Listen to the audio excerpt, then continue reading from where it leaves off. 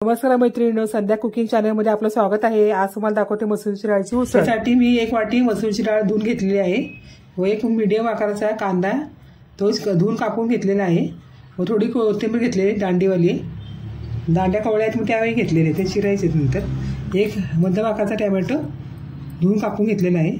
आता मी गॅस चालू करून घेतलेला आहे, गरम करायला ठेवलेली आहे, तापलेली पण आहे कढई। त्यात एक पळी तेल टाकते, असं बघायचं, चेक करायचं। मग आता कांदा कापलेला टाकते।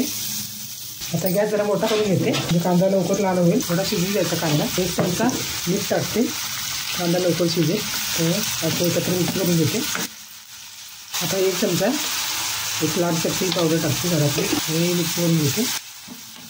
आता यामध्ये टोमॅटो टाकते। आता गॅस बारीक करून घ्यायचा आणि डाळ धुतलेली आहे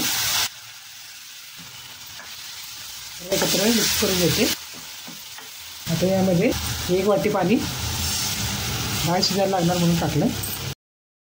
गॅस मोठा करून घेते मी म्हणजे लवकर उकळी येईल त्याला। 10 मिनिटात शिजून जाईल। शिजलं का बघते, झाकण मी 5 मिनिटं शिजायला लावलेलं। हे बघा छान झालेली आहे आणि उसळ झालेली आहे। हे अर्धी वाटी पाणी सगळं संपलेलं आहे बरोबर। हे बघा छान शिजलेले आहे। आता गॅस बंद करून घेते। हे वाटी आहे ना छोटी, काढून सर्व करते। त्याची थोडीशी कोथिंबीर छान दिसेल माझ्यासारखी तुम्ही मसूरची डाळीची उसळ करून बघा, बांधू शकता। असे रोज जेवणात खाऊ चविष्ट टेस्टी झालेली आहे। माझ्या पद्धतीने अशी उसळ बनवा, सर्व घरच्यांना खाऊ घाला।